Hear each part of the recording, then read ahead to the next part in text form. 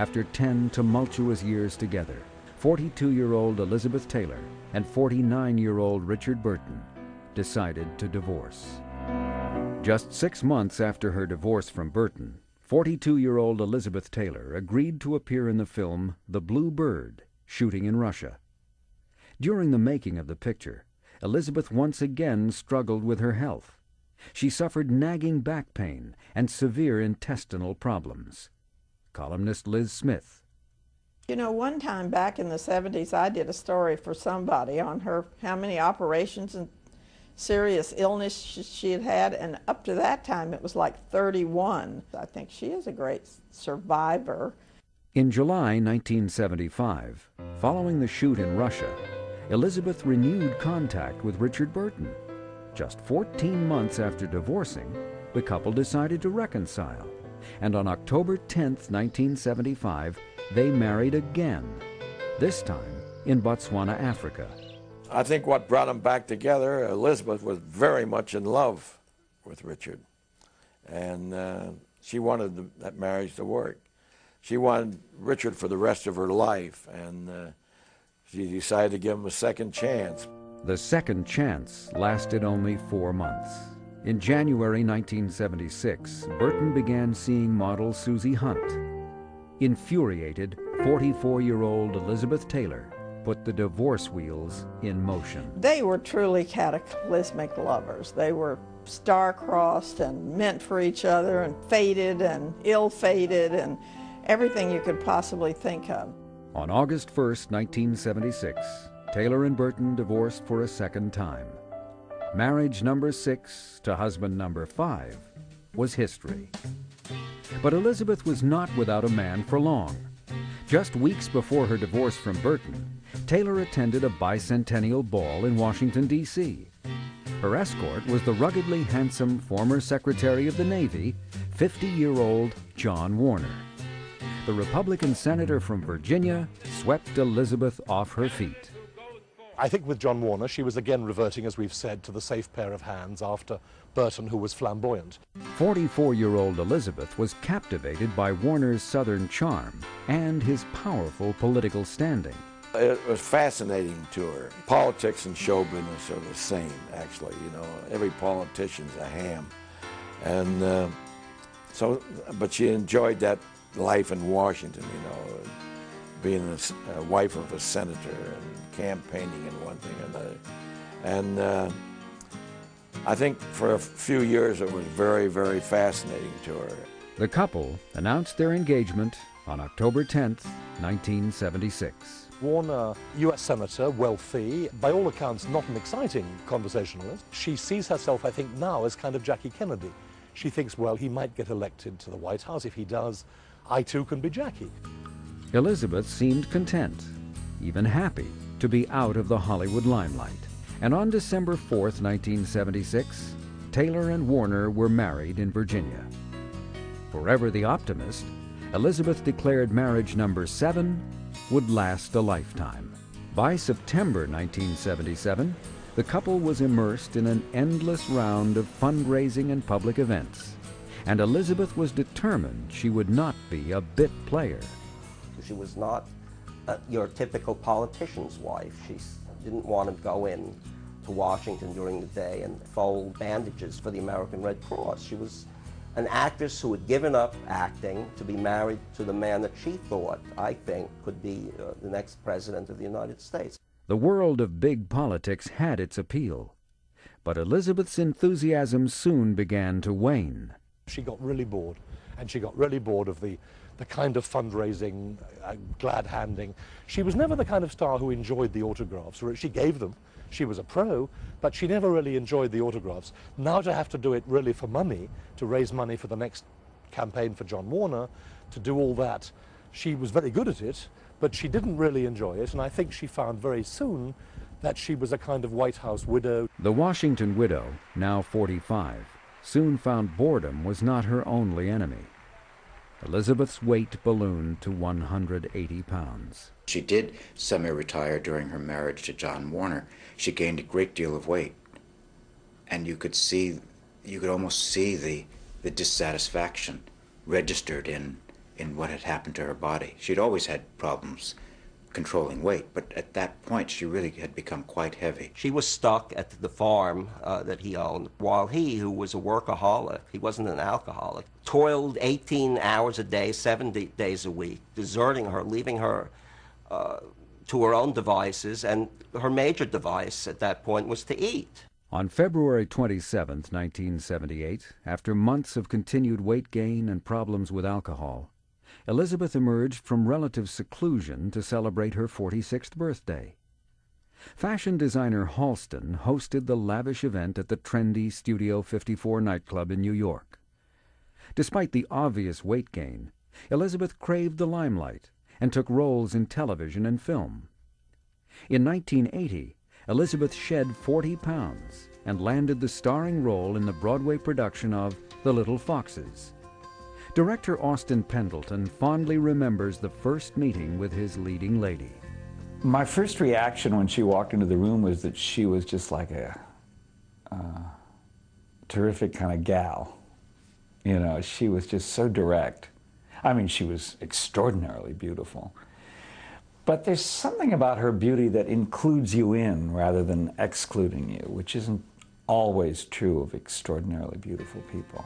Pendleton was looking for a fresh approach to the role of Regina, a ruthless character made famous by Bette Davis in the 1941 movie. Whatever the opposite of greedy is what Elizabeth is. Very, very generous. But she is a person of tremendous appetite. Appetite for life, appetite for living, appetite for connecting with people, appetite for finding the excitement in life. And I thought, what if Regina and the Little Foxes began like that? And I've always felt that in Elizabeth's work. Ever, you know, when I was a kid, seeing some of her early movies, I would feel that. You know, she wants love, she wants good times, she wants her life to be an exciting one. Elizabeth made the difficult transition from screen to stage with ease. Broadway theater-goers flocked to see her performance, and in 1981, Taylor received a Tony nomination for Best Actress. Part of the reason that I had a sense that she wouldn't have any trouble making the transition is because a lot of her film successes were in adaptations of works written for the theater.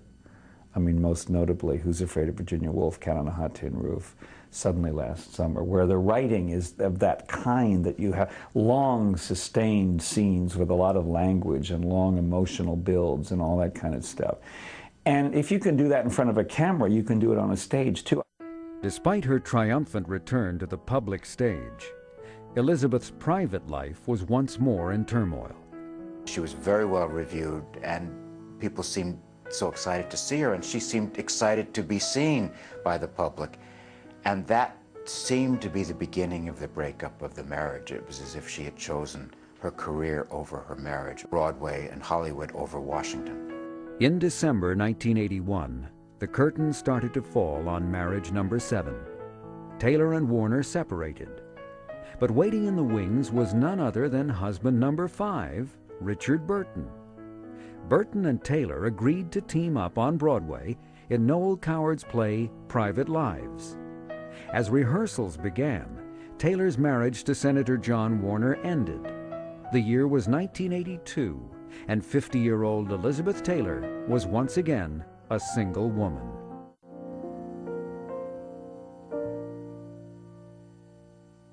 Up next on the True Hollywood Story, Elizabeth's addiction to drugs puts her on the path to self-destruction.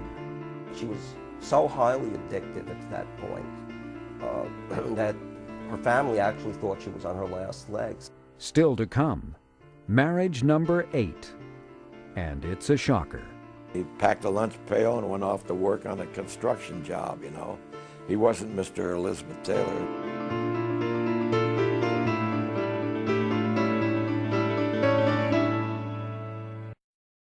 Public scandal.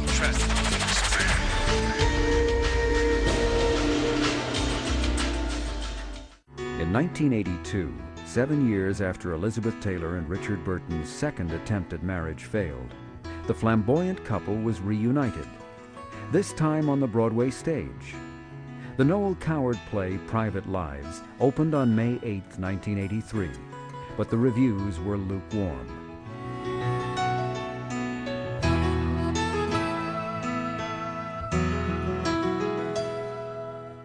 Following a disappointing run on Broadway, Private Lives moved to Los Angeles, but the Taylor-Burton magic was clearly missing, on stage and off.